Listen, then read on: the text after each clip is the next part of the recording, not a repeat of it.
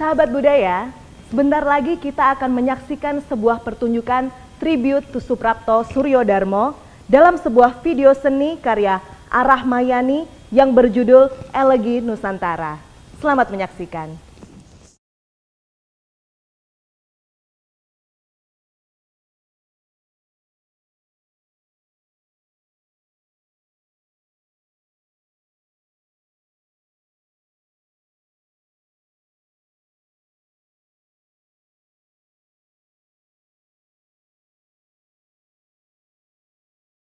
Kalau saya disuruh menceritakan tentang Mbah Prapto atau Pak Prapto, sebenarnya cukup banyak ya, meskipun saya sebenarnya mengenal beliau mungkin ya sekitar 10 tahunan terakhir lah. Waktu itu saya bertemu beliau dalam kaitan dengan penelitian saya tentang cagar budaya di Borobudur. Nah, kalau nggak salah saya bertemu beliau pertama kali di rumah Mas Tanto Mendut, di studio Mendut, dan beliau waktu itu saya kira menari ya, ada sebuah acara kecil yang dibuat oleh Mas Tanto dan Pak Prapto. Nah, sejak itu saya kalau ada kesempatan selalu berusaha menemui Mbah Prapto, baik di rumahnya di Mojosongo atau di beberapa tempat di mana beliau pas mengadakan pentas biasanya atau menari begitu ya. Yang menarik buat saya dari Mbah Prapto sebetulnya pemikirannya ya. Saya merasa Mbah Prapto itu seorang sumber pengetahuan tentang Jawa yang bagi saya langka ya. Nah, kemudian saya juga mulai mengenal beliau karena beliau ternyata juga mungkin dia tidak senang dikatakan sebagai mengajar begitu ya, tetapi membuat workshop. Dia lebih suka menyebutnya sebagai gerak gitu ya. Dan kemudian dikenal sebagai joget, joget Amerta. Nah, joget Amerta ini yang saya pahami itu sebetulnya sebuah gerak bebas ya, dan dalam gerak bebas itu kita diajari oleh dia dan dengan instruksi yang sambil bergerak begitu ya, breathing menarik nafas ya, kemudian listening, kemudian moving. Dia hanya membebaskan kita untuk bergerak semau kita. Jadi dia cuman memulai ya, sekarang kita mulai bergerak, kemudian dia juga ikut menari juga, dan yang sering dilakukan dia juga merenggang-renggang ya, bahasa Jawa itu ya, uro-uro dalam bahasa Jawa begitu. Jadi kita kemudian bergerak bebas dan kata dia ikuti aja apa yang ada di dekat Anda. Jadi seperti merespons, misalnya begini ya, saya respons sebagai sebagai sesuatu yang saya respon begitu ya, dan jadi dia tidak mengajarkan kita harus bergerak bagaimana, tapi kita disuruh untuk kemudian berhenti begitu, stopping gitu ya, breathing, moving. Jadi dan saya sebenarnya kan tidak pernah belajar menari ya. Jadi saya bukan orang yang pernah belajar menari, belajar yoga atau apa ya, tapi begitu spontan ikut Pak Mbah Prapto itu saya kemudian bisa seperti masuk ya ke dalam suasana, ke dalam gerak yang dia tidak ajarkan, tapi dia hanya, nah kemudian karena kita bersepuluh gitu ya, itu kan kita saling seperti berkomunikasi dalam gerak gitu. Jadi ada satu teman dari Inggris itu yang biksu, dia orang bule, orang Inggris tapi biksu, dan dia biasa yoga, tapi dia menjadi tanda kutip ya muridnya Mbah Prapto, dan dia bergerak bersama kita, dan kalau sudah bergerak itu kita bisa saling berinteraksi satu sama lain ya, berkomunikasi begitu ya. Nah, jadi saya kemudian mengalami langsung apa yang dia nampakkan sebagai joget amerta itu satu hal ya, dan kemudian tentu saja saya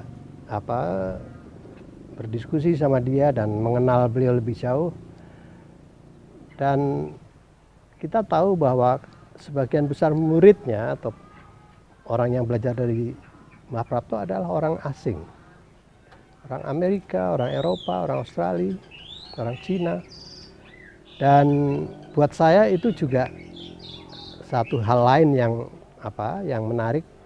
Kenapa kok mereka tertarik gitu ya terhadap apa yang diajarkan oleh Mbah Prapto. Dan barangkali ini sebagai tanda tanda bukti ya, betapa orang-orang asing itu kemudian menunjukkan apresiasi, menunjukkan bagaimana refleksinya terhadap ikut sertanya dalam joget amerta itu. Dan ini buku salah satu buku ya yang ditulis oleh hampir 30 orang murid-muridnya, hanya satu penulis Indonesia di sini, dan semuanya menceritakan refleksinya berhubungan dengan Mbah Prapto itu. Ada arsitek, ada psikolog, ada guru, ada arkeolog dan sebagainya ya. Dan itu menjadi komunitasnya Mbah Prapto yang internasional itu. Kemudian yang saya lihat paling penting dari beliau adalah itu tadi, obah itu, gerak. Dan itu artinya apa? Artinya kalau dalam bahasa Jawa pentingnya raga, tubuh. Raga, tubuh ya. Jadi tanpa tubuh, tanpa raga kita nggak bisa bergerak. Dan gerak itu tandanya kita hidup. Nah, ini menurut saya agak lain dengan pikiran-pikiran atau filsafat Jawa yang lain, yang mementingkan sebenarnya bukan gerak fisik tapi gerak rohani. Nah, Mbah Prapto ini lagi-lagi tafsir saya ya, mungkin orang lain akan menafsir yang lain, tapi Mbah Prapto saya kira menekankan pentingnya raga, tubuh. Hidup itu ada dalam raga ini, dalam gerak itu. Jadi saya melihat beliau itu kemudian, kalau dalam bahasa Inggris matter ya, matter itu barang gitu ya, materi gitu ya. Jadi orang yang pahamnya sebenarnya materialisme gitu ya. Mungkin dia nggak setuju kalau dia masih hidup saya katakan begitu. Ya nggak begitu Pak Ari, dia paling pasti akan mendebat saya. Ya nggak begitu Pak Ari ya kan. Tapi ini kan tafsir saya, sayang dia sudah nggak ada ya. Tapi saya melihat sebenarnya itu tadi, bahwa hidup itu esensinya adalah raga itu, gerak itu. Dan ini punya implikasi yang serius kalau memang tafsir saya benar. Karena hidup itu akan selesai begitu raga itu habis. Ya, ini rumah saya di Kampung Tonjong, Kecamatan Tajur Halang, Kabupaten Bogor ya, nggak jauh dari Bojonggede. Dan ini saya buat sebetulnya juga dalam pikiran saya untuk untuk latihan tari, latihan gerak dari Mbah Prapto itu. Dan saya sudah memang minta beliau untuk setelah dari Lampung nanti mampir di Bogor dan kita bisa adakan workshop di sini. Jadi sebetulnya tempat ini juga setengah saya dedikasikan untuk Mbah Prapto begitu ya. Dan mudah-mudahan sih meskipun tidak ada Mbah Prapto, mungkin satu saat ada mungkin teman-teman yang mau berlatih di sini atau menari di sini, saya kira itu menjadi harapan saya gitu.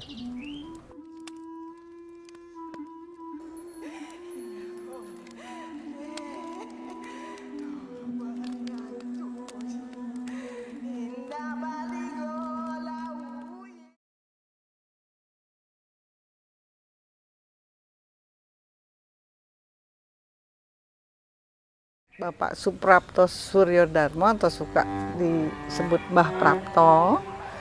Itu Mbah Prapto itu sahabat, seniman, dan juga senior. Jadi saya sangat berterima kasih sebetulnya pada Mbah Prapto yang mengingatkan saya tentang nilai-nilai budaya peninggalan leluhur tadi. Karena Mbah Prapto memang fokus di budaya Jawa kuno, sebutlah gitu, yang tapi ya masih dipraktekkan sampai hari ini juga. Nah, bahkan saya pernah ikut latihan di candi-candi gitu kan, termasuk Candi Borobudur juga dengan Mbah Prapto, dari mulai meditasi atau yang diistilahkan meditasi gerak gitu.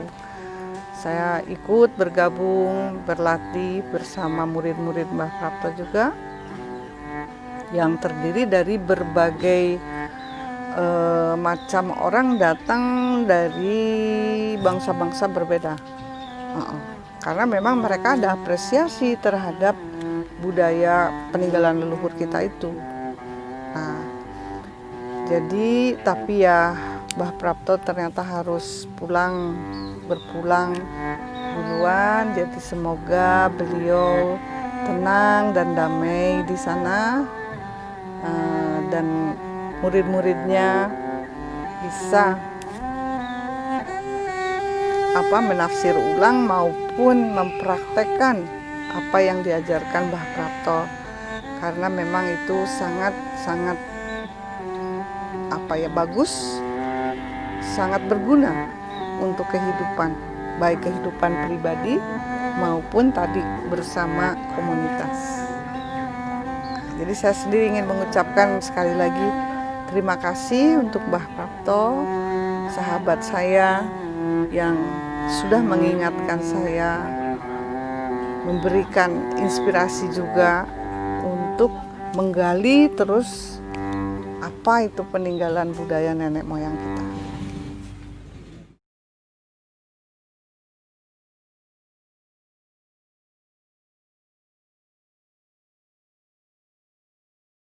Karya saya yang akan ditampilkan ini atau dibuat sekarang bersama Sanggar Paripurna, berkolaborasi dengan Pak Made Sidie dan anggota sanggarnya. Itu dinamakan Proyek Bendera Nusantara. Tuh, sebetulnya karya bendera ini ada beberapa versi. Seperti ada versi Arab Gundul misalnya, lalu ada versi global gitu. Tapi kali ini memang saya ingin mengangkat lebih jauh yang versi Nusantara. Jadi ini bukan baru, tetapi merupakan pekerjaan yang terus berlanjut gitu. Karena karya ini berhubungan dengan komunitas dan kegiatan-kegiatannya. Jadi kalau di dunia seni rupa istilahnya ini bisa dikatakan proyek seni berbasis komunitas. Dan dalam praktek kerja saya itu tidak hanya dibatasi dengan ekspresi estetika saja, tetapi juga ada kerja-kerja konkret, kerja nyata. Umpamanya contohnya seperti di Bona ini, di Desa Bona ini dengan Sanggar Paripurna, kami juga membuat kebun organik misalnya bersama anggota sanggar. mengajari teman-teman terutama yang muda-muda dan anak-anak bagaimana kita mampu memproduksi pangan sehat untuk melestarikan lingkungan hidup. Lalu juga mereka diberi pelajaran bagaimana mendaur ulang plastik, lalu juga mengelola sampah. Kan ada yang bisa dijadikan pupuk juga yang organiknya gitu kan, lalu yang sisanya bisa didaur ulang. Nah, jadi praktek karya seperti ini mungkin tidak banyak gitu kan, karena biasanya kalau orang membuat karya ya udah seninya aja gitu. Tapi ini gabungan antara seni dan hal-hal yang praktis konkret kita lakukan untuk menemukan istilahnya solusi alternatif dan kreatif atas masalah-masalah yang dihadapi oleh komunitas. Dan seperti saya katakan tadi, saya sebetulnya sudah mengerjakan proyek seperti ini di Indonesia, di Jawa, Jogja, Jawa Timur, dan Bali khususnya. Lalu di luar Indonesia ada di Tibet, ada di Jerman, ada di Australia, ada di Cina, lalu di menyusul ini nanti di Kanada dan di Amerika. Jadi saya memulai proyek ini tahun 2006 di Jogja, sesudah Jogja dilanda gempa. Jadi makanya kenapa proyek ini terus berjalan, karena ini bukan cuma tampil dengan membawa bendera gitu kan, tapi ada pekerjaan-pekerjaan nyata yang kami jalankan gitu. Dan jangka panjang, bukan hanya seperti yuk sekarang kerja berapa minggu misalkan. Enggak, ini bisa bertahun-tahun. Seperti kerja saya dengan kelompok pesantren Amu Marta di Jogja, itu pesantren paling tua di Jogja, sudah berlangsung dari tahun 2006 sampai sekarang. Lalu di Tibet juga sudah dari 2010 sampai sekarang masih lanjut. Di Jerman juga dari 2012 sampai sekarang masih lanjut pamannya. Nah di Bali ini sekarang 2 tahun terakhir jalan dan nggak tahu sampai kapan, tapi kelihatannya ini akan berlangsung terus gitu. Nah itu ya.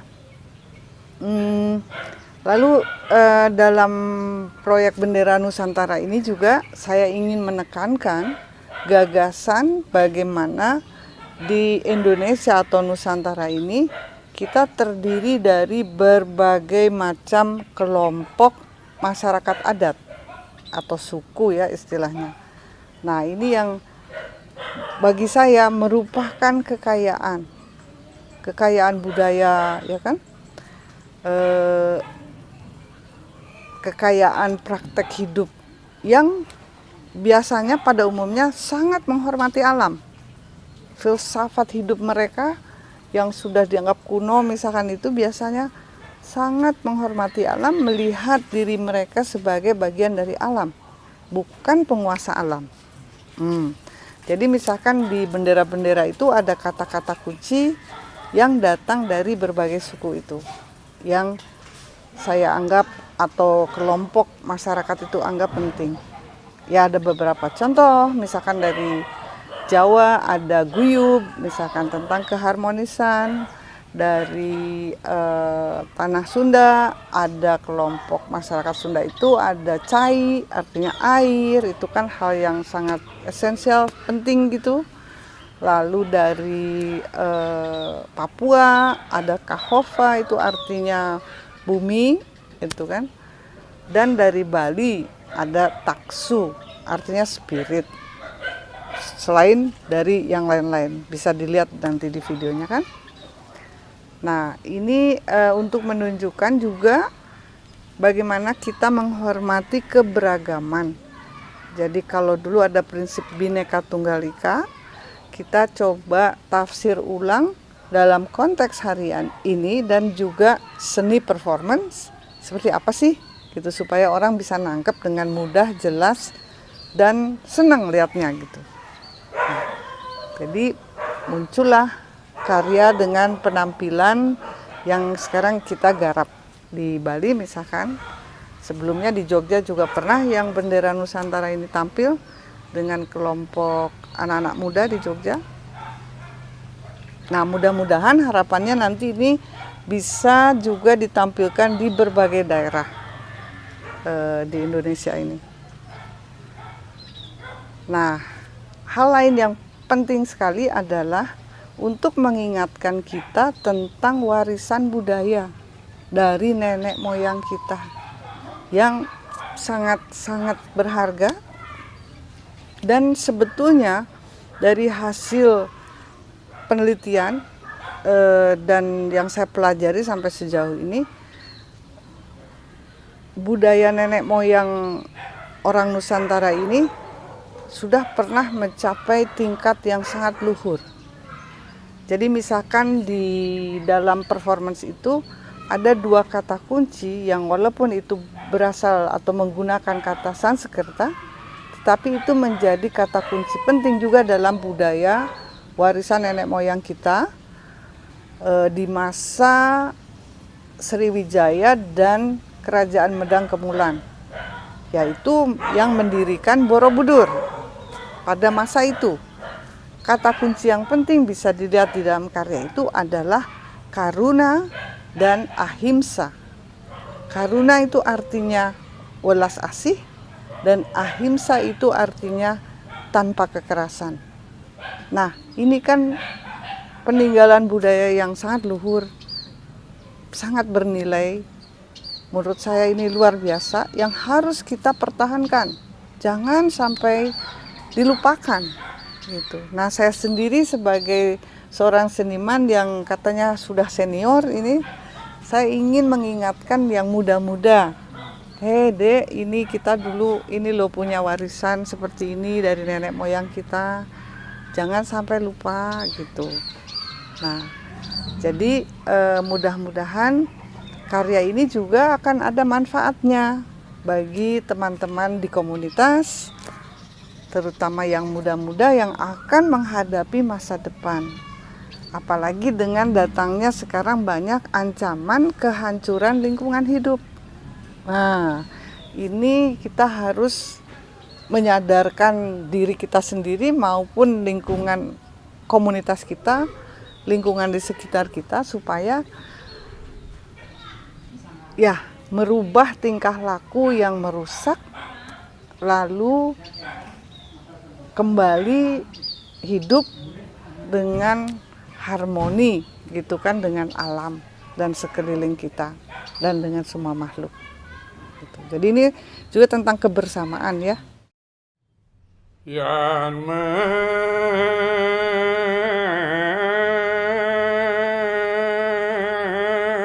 punya ring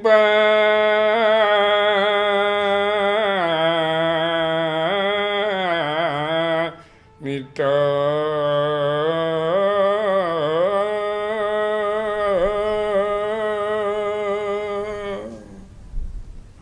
mapodana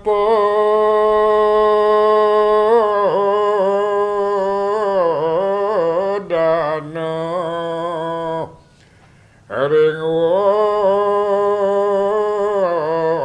miskin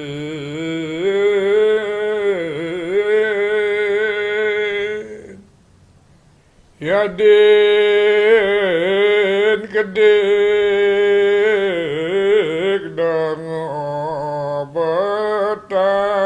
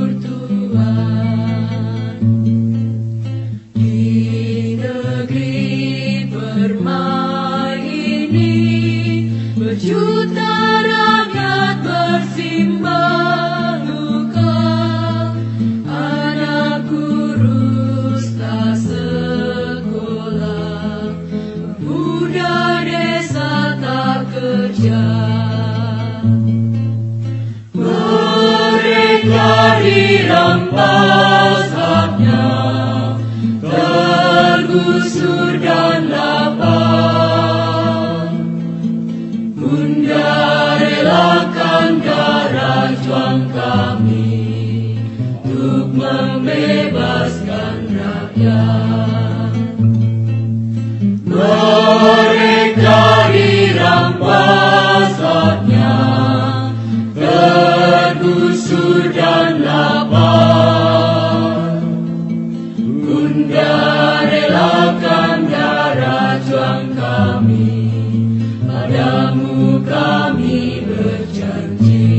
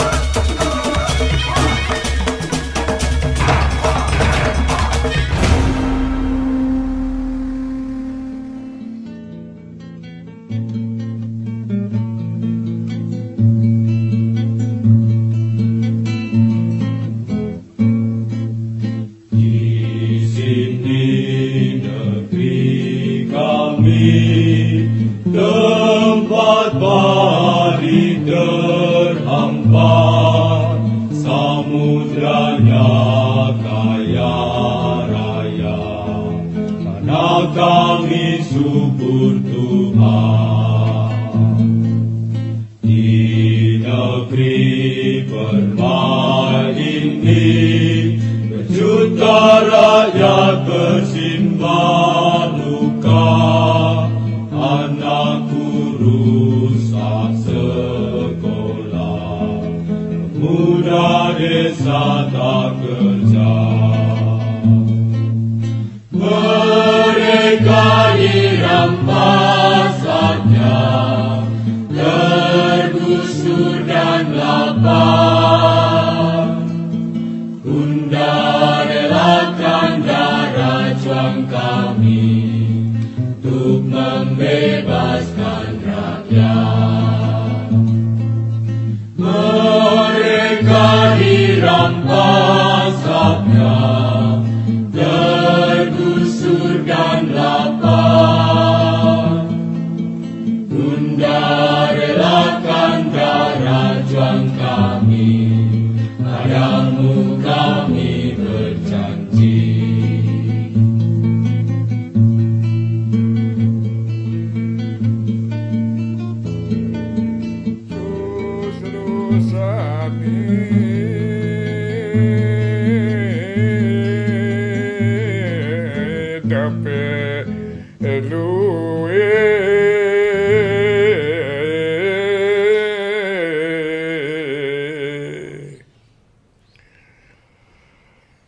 Saat dimuh batun baingin,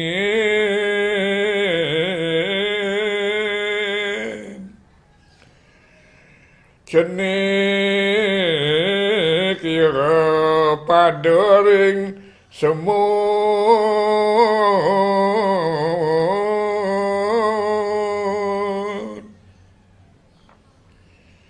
Yan benah ban upa apira,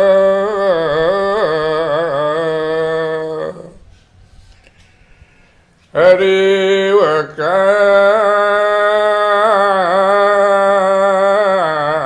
mentik baingin.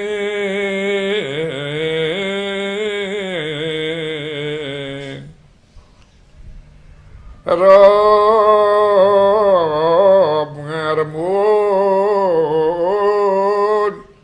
dadi pangetesan jaga.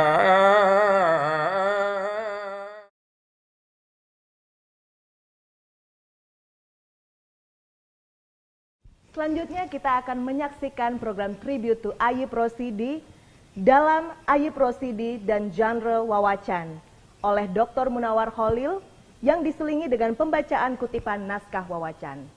Dan dengan demikian, berakhirlah perjumpaan kita di hari ketiga BWCF 2020 ini. Kita akan berjumpa kembali besok. Salam budaya.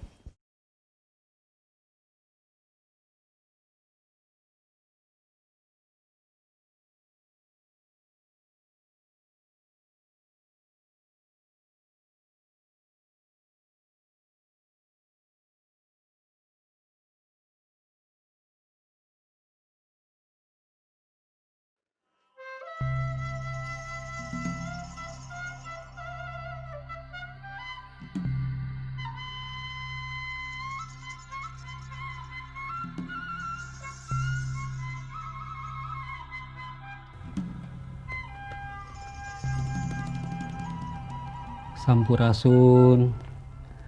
Pada kesempatan ini saya ingin membacakan satu bentuk karya sastra Sunda yang disebut dengan genre wawacan. Jadi dalam pembicaraan malam ini saya ingin mengaitkan antara pendapat-pendapat Pak Ayub dalam berbagai buku, dalam berbagai tulisan dengan satu bentuk karya sastra yang disebut dengan genre wawacan. Ya, dalam buku Ngalang-Ngalang Kasusastraan Sunda yang seperti ini terbit tahun 83, Pak Ayub mengajukan satu usulan mengenai pembagian periodisasi sastra Sunda.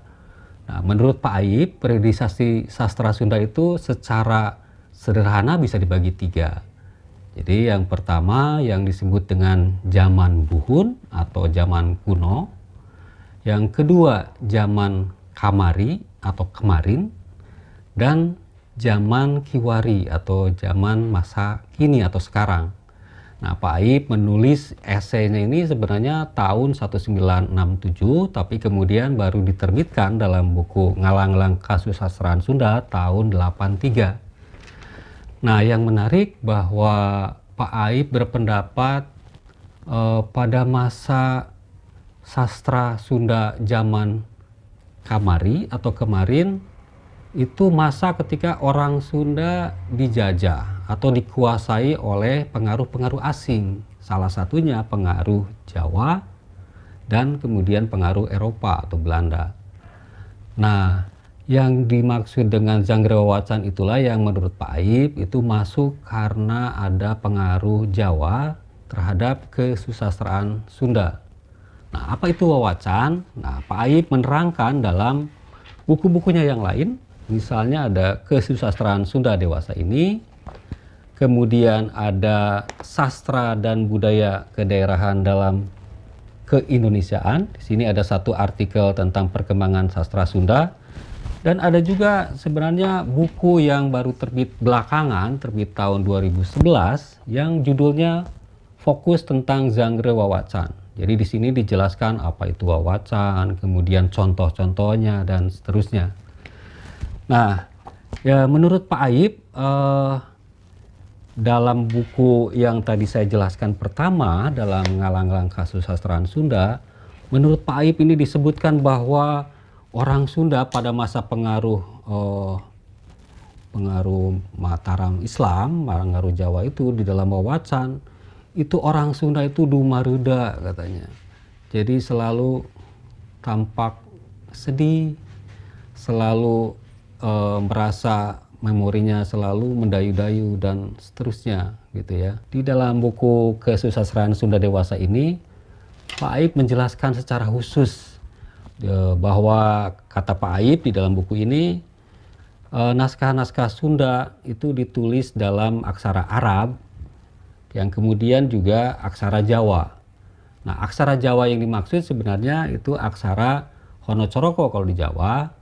Kemudian ketika diadopsi oleh orang Sunda namanya menjadi Cacarakan atau Hanacaraka, dan aksara Arab berbahasa Sunda itu diberi istilah aksara Pegon.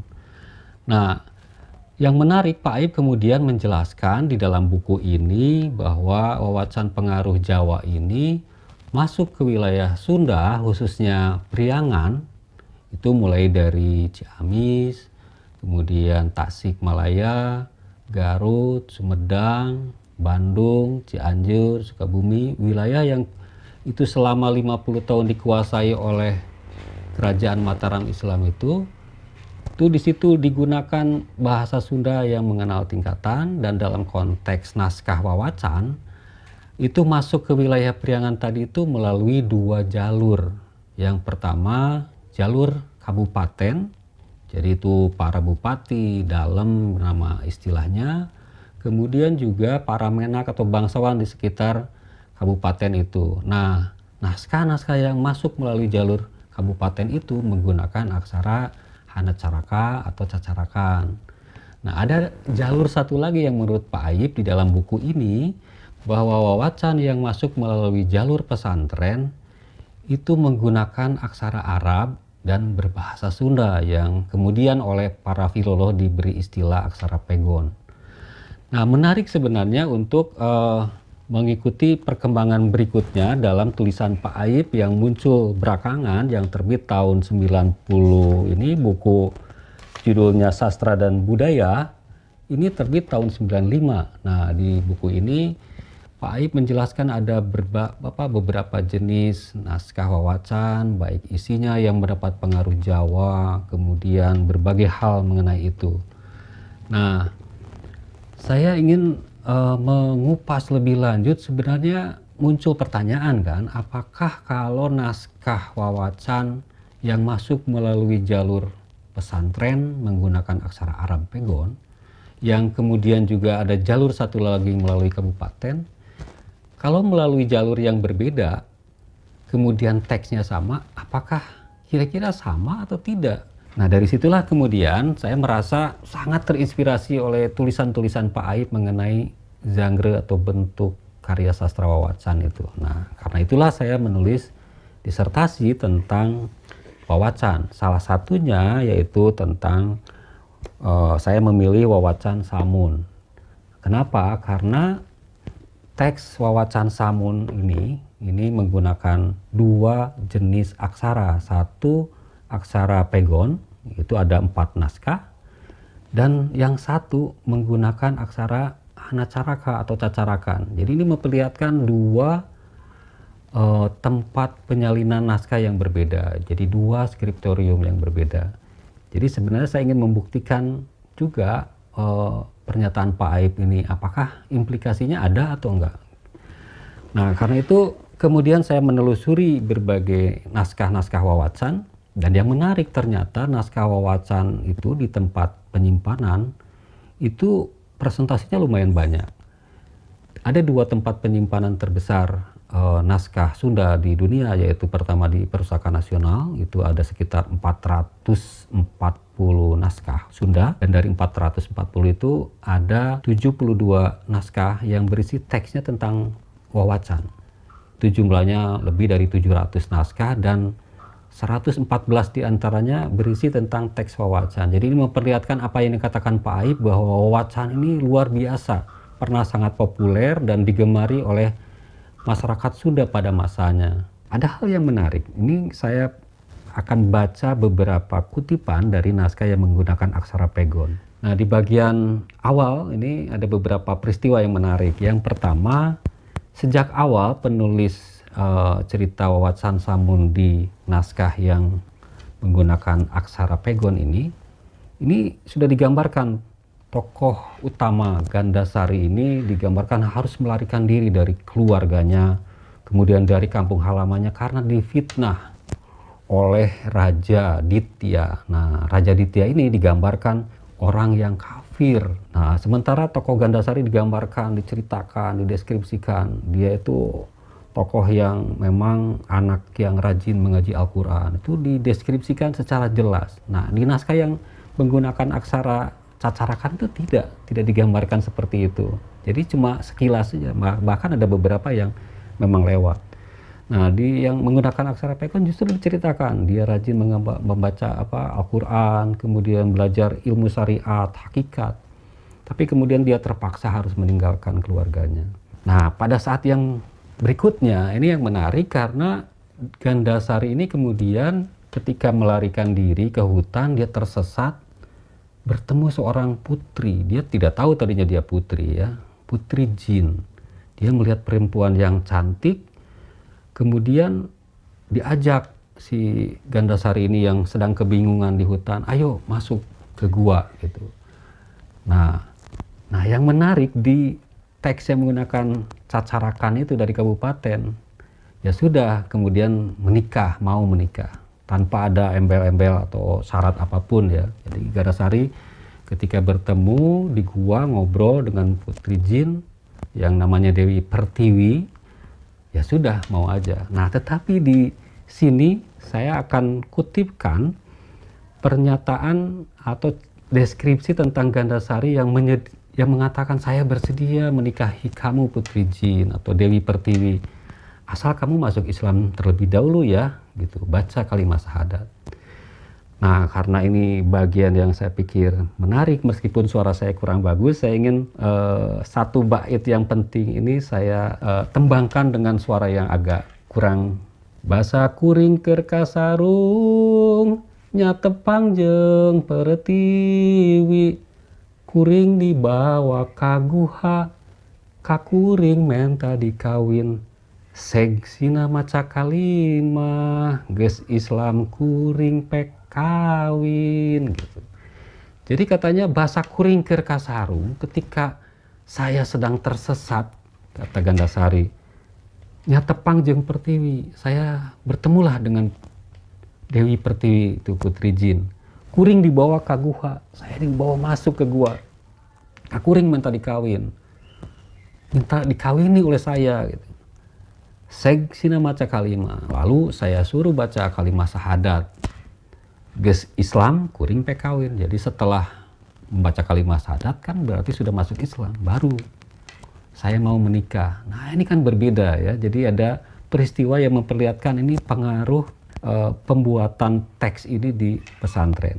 Ya, sebagai penutup saya ingin mengucapkan terima kasih banyak kepada almarhum Pak Aib atas jasanya yang luar biasa dalam mengungkapkan berbagai hal mengenai kesusastraan secara khusus kebudayaan Sunda pada umumnya. Dan dalam konteks penelitian saya tentu saja saya ingin berterima kasih pada Pak Aib. Berkat tulisan-tulisan beliau mengenai wawacan ini menggugah saya, menginspirasi saya untuk meneliti salah satu bagian kecil dari hasanah Zanggri Wawacan dalam konteks masyarakat Sunda. Semoga amal ibadah beliau diterima oleh Allah Subhanahu wa Ta'ala. Saya berduka cita juga sampai sekarang pada keluarga almarhum Pak Aib Rosidi. Billahi taufiq wa hidayah. Assalamualaikum.